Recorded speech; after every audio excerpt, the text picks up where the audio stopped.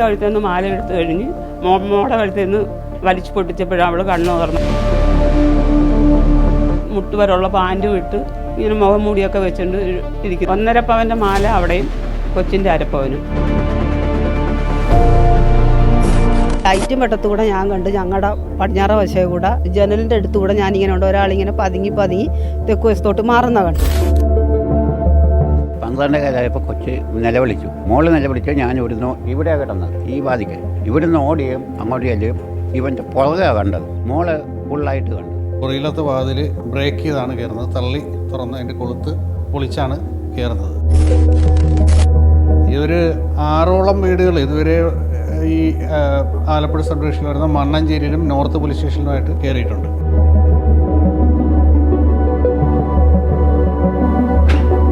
ഇതുപോലെ പല രീതിയിൽ അടുക്കള വാതിൽ പൊളിച്ചാണ് സമീപകാലത്ത് ആലപ്പുഴയിൽ കുറുവ സംഘം എന്ന് സംശയിക്കുന്ന മോഷ്ടാക്കൾ വീടിനുള്ളിലേക്ക് പ്രവേശിക്കുന്നത്.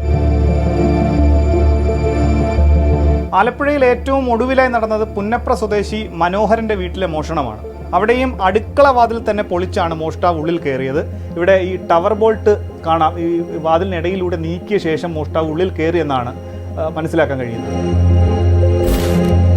12 മണിയായപ്പം കുഞ്ഞിൻ്റെ കഴുത്തിൽ നിന്ന് മാല എടുത്തു കഴിഞ്ഞ് മോടെ കഴുത്തിൽ നിന്ന് വലിച്ചു പൊട്ടിച്ചപ്പോഴാണ് അവൾ കണ്ണു തുറന്നു. ഞാൻ അകത്ത് വന്നെന്നും പറഞ്ഞു കുഞ്ഞിനെ നോക്കാനായിട്ട്. ഞാൻ ചെല്ലുമ്പോഴത്തേക്കൊക്കെ ഇവൾ കണ്ണു തുറക്കും. കുഞ്ഞിനെ നോക്കാൻ ഇടയ്ക്കിടയ്ക്ക് ഞാൻ ചെല്ലും. അന്നേരം അവൾ ഓർത്തു അമ്മയാണെന്നും പറഞ്ഞ് ഇങ്ങനെ നോക്കിയപ്പോഴത്തേക്ക് മുട്ടുവരുള്ള പാൻറ്റും ഇട്ട് ഇങ്ങനെ മുഖം മൂടിയൊക്കെ വെച്ചുകൊണ്ട് ഇരിക്കുന്നത്. അപ്പോൾ അവിടെ കഴുത്തിൽ നിന്ന് മാലയും വലിച്ചു പൊട്ടിച്ചുകൊണ്ട് പോയി. അപ്പോൾ പാദസരമൊക്കെ ഇവിടെ കാലക്കിടപ്പുണ്ട്. അതൊന്നും പൊട്ടിച്ചില്ല. ഇത് രണ്ടും എടുത്തുകൊണ്ട് പോയത്. ഇല്ല, അച്ഛൻ പുറകെ കണ്ടുള്ളൂ. ഞാൻ ഗുളിക കഴിച്ച് കിടക്കുന്നതുകൊണ്ട് അപ്പുറം കിടക്കുമായിരുന്നു. ഒന്നും കേട്ടില്ല. മോള് കണ്ട് മുഖം. പക്ഷെ ഇങ്ങനെ ഇട്ടിരിക്കുന്നതുകൊണ്ട് മനസ്സിലാവുന്നില്ല. അപ്പോൾ ഇവിടെയൊക്കെ ഇങ്ങനെ വെളുത്തിരിക്കുന്നതെന്നാണ് മോള് പറഞ്ഞത്. ഇപ്പോൾ ഇല്ല, അവിടെ കണ്ട് തെളിഞ്ഞെന്ന് പറഞ്ഞപ്പോഴത്തേക്ക് അതിലൊക്കെ അയാൾ നരച്ചതാണ്. ഇവിടെയൊക്കെ 1.5 പവൻ്റെ മാല അവിടെയും കൊച്ചിൻ്റെ അരപ്പവനും. കൊച്ചിൻ്റെ ആദ്യം എടുത്തത്. കൊച്ചിൻ്റെ എടുത്ത് കഴിഞ്ഞ് കൊച്ചിൻ്റെ വേറെ സ്വർണ്ണമെല്ലാം ദേഹത്ത് കിടപ്പുണ്ടായിരുന്നു, അവിടെയും കിടപ്പുണ്ടായിരുന്നു. പക്ഷെ ഇത് വലിച്ചു പൊട്ടിച്ചിട്ട് പിന്നെ എടുക്കാൻ പറ്റിയില്ലൊന്നും.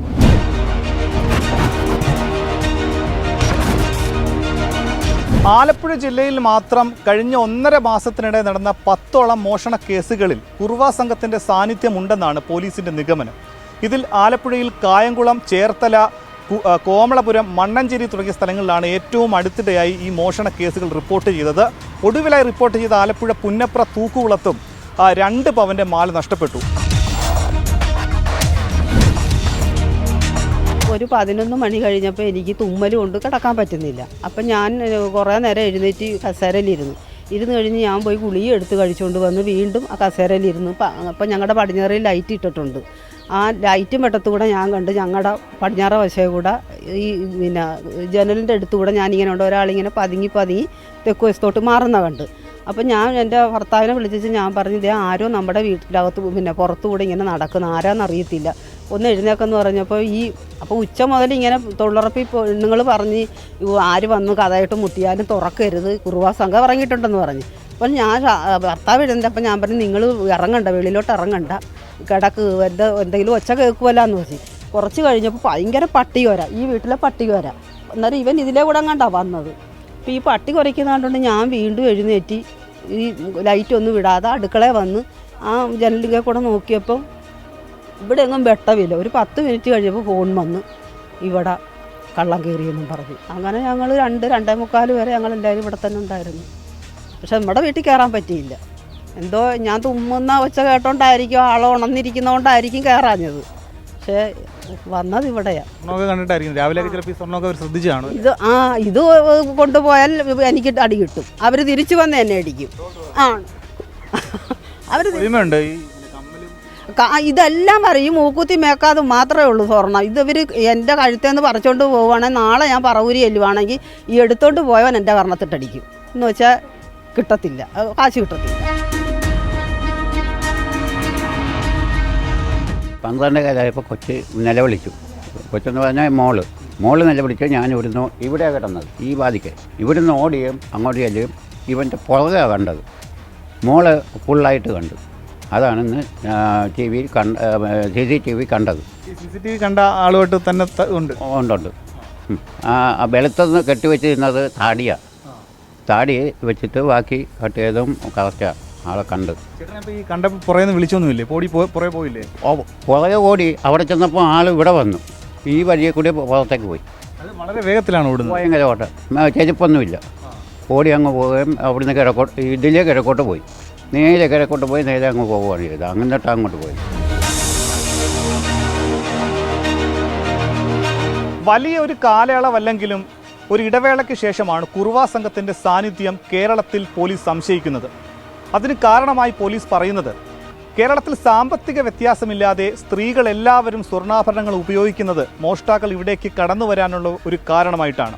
പ്രത്യേകിച്ചും ആലപ്പുഴയിൽ ജനസാന്ദ്രതയേറിയ ഗ്രാമ നഗര വ്യത്യാസമില്ലാത്ത സ്ഥലങ്ങളിലാണ് ഇപ്പോൾ ഈ സംഘത്തിൻ്റെ സാന്നിധ്യം പോലീസ് ഉറപ്പിക്കുന്നത്. ഇവരെത്തുന്ന സ്ഥലങ്ങളിൽ ഉപയോഗിക്കുന്ന വസ്ത്രധാരണത്തിന് സമാനതകളുണ്ടെങ്കിലും ചെറിയ വ്യത്യാസങ്ങളുണ്ട്. അത് ഈ സംഘങ്ങൾ അല്ല എന്ന് തെറ്റിദ്ധരിപ്പിക്കാനുള്ള ഒരു കരുതിക്കൂട്ടിയുള്ള നീക്കമാണെന്ന് കൂടി പോലീസ് സംശയിക്കുന്നുണ്ട്. ഒരു ഡസനോളം, അതായത് 1, 2, 3 പേരല്ല, 12ഓളം പേർ വരുന്ന ഒരു സംഘം തന്നെ കേരളത്തിൽ നിലവിൽ ഈ മോഷണവുമായി രംഗത്തുണ്ട്.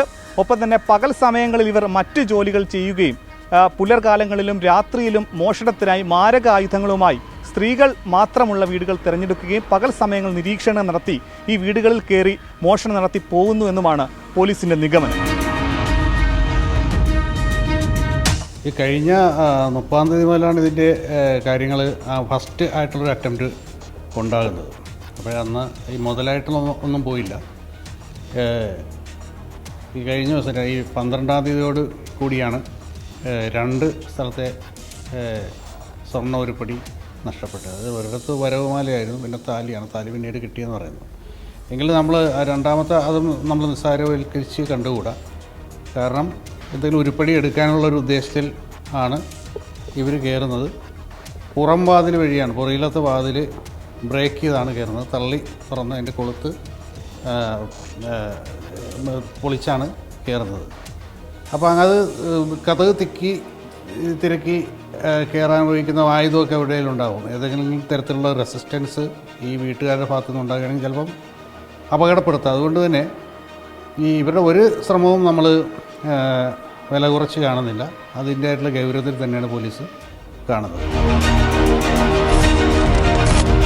ആലപ്പുഴ ജില്ലാ പോലീസ് മേധാവി മോഹനചന്ദ്രൻ രൂപീകരിച്ച ആലപ്പുഴ ഡിവൈഎസ്പി MR മധുബാബു നേതൃത്വം നൽകുന്ന 7 അംഗ പ്രത്യേക സ്ക്വാഡാണ് ഈ കേസ് അന്വേഷിക്കുന്നത്. സാധാരണ കുറ്റകൃത്യങ്ങളിലെ പ്രതികളെ പിടികൂടുന്നത് പോലെ തിടുക്കത്തിൽ കാടടച്ചുകൊണ്ടുള്ള അന്വേഷണമല്ല. വളരെ സാവധാനത്തിൽ സൂക്ഷ്മമായി അതിൻ്റെ എല്ലാ രഹസ്യ സ്വഭാവം സൂക്ഷിച്ചുകൊണ്ടാണ് ഈ പോലീസ് സംഘം ഈ കേസുമായി ബന്ധപ്പെട്ട് വിവിധ കാര്യങ്ങൾ ശേഖരിക്കുന്നതും അന്വേഷണം നടത്തുന്നതുമെല്ലാം.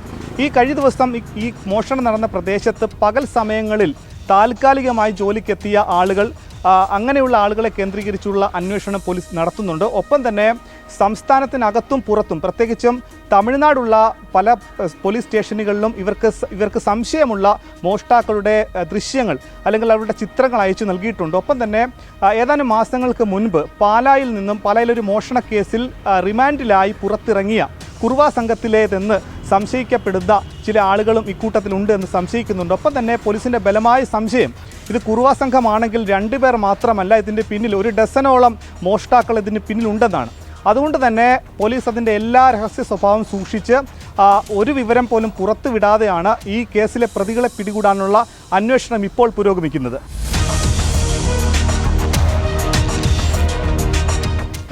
ഈ കുറുവാ സംഘത്തിൻ്റെ മറ്റൊരു പ്രത്യേകത, ഇപ്പം ഞാനൊരു പത്തനംതിട്ടയിലായിരിക്കുന്ന സമയത്ത് ഒരു 18ഓളം കേസുകൾ ഈ ഒരു 4 വർഷ സംഘത്തെ അറസ്റ്റ് ചെയ്ത് പിടിച്ച സമയത്ത് മനസ്സിലായിട്ടുള്ള കാര്യങ്ങൾ, അവരുടെ നേച്ചർ എന്ന് പറയുന്നത് ഒരു കൾച്ചറാണ്.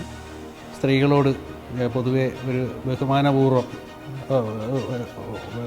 പെരുമാറുന്നവരാണ്.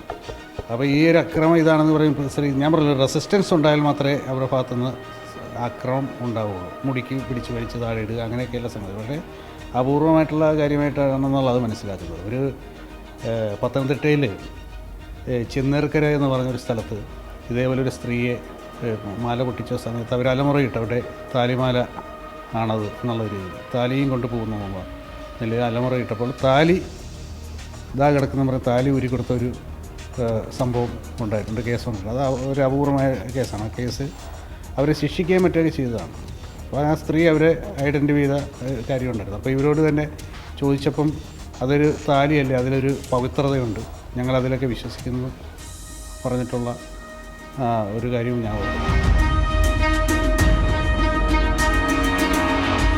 കേരള തമിഴ്നാട് അതിർത്തിയിലും മധുര, കമ്പന്തേനി തുടങ്ങിയ സ്ഥലങ്ങളിൽ താമസിക്കുന്ന പ്രത്യേക സമുദായത്തിൽപ്പെട്ടവരാണ് കുറുവാ സംഘമെന്നാണ് പോലീസ് പറയുന്നത്. പ്രത്യേകിച്ചും 20നും 60 വയസ്സിനും ഇടയിലുള്ള ആളുകളാണ് ഈ കുറുവാ സംഘത്തിൽപ്പെട്ട മോഷ്ടാക്കൾ. തമിഴ്നാട് സർക്കാർ ഒരു ഘട്ടത്തിൽ ഇവർക്ക് പുനരധിവാസ പദ്ധതി പ്രഖ്യാപിച്ച് ഇവർക്ക് പാർപ്പിട പദ്ധതി അടക്കം ഒരുക്കി ഇവരെ സാധാരണ ജീവിതത്തിലേക്ക് കൊണ്ടുവന്നതാണ്. അതുകൊണ്ട് തന്നെ നിലവിൽ ഇവർക്ക് മോഷണം ചെയ്യേണ്ടതായിട്ടുള്ള നിലവിലത്തെ സാഹചര്യമില്ലെന്ന് വിശ്വസിക്കുന്നു. പക്ഷേ ഇവർ തങ്ങളുടെ കുലത്തൊഴിലാണ് മോഷണം എന്നതുകൂടി വിശ്വസിക്കുന്നത് കൊണ്ടാണ് ഇപ്പോഴും ഈ സ്വർണ്ണാഭരണങ്ങൾ കവരാൻ വേണ്ടിയിട്ട് കേരളം കേന്ദ്രീകരിച്ച് മോഷണം ഇപ്പോഴും ഇവർ നടത്തുന്നു എന്നതാണ് ഏറ്റവും ശ്രദ്ധേയമായ കാര്യം. പല സമയത്തും ഇവർ ജയിൽ ശിക്ഷ കഴിഞ്ഞ് ഇറങ്ങിയിട്ടുണ്ടെങ്കിലും വീണ്ടും മോഷണം തുടരുകയും അതേ രീതിയിൽ തന്നെ മോഷണ പരമ്പരകൾ വീണ്ടും നടത്തി ഈ പണം കൊണ്ട് വീട്ടിൽ എത്തി ആ വീട്ടിലെ ഗ്രാമത്തിലുള്ള മുഴുവൻ ആളുകൾക്കും പണം വിതരണം ചെയ്ത് ആ രീതിയിലാണ് ഇവർ പിന്നീട് മോഷണം നടത്തുന്നതെന്നാണ് പോലീസ് മനസ്സിലാക്കുന്നത്.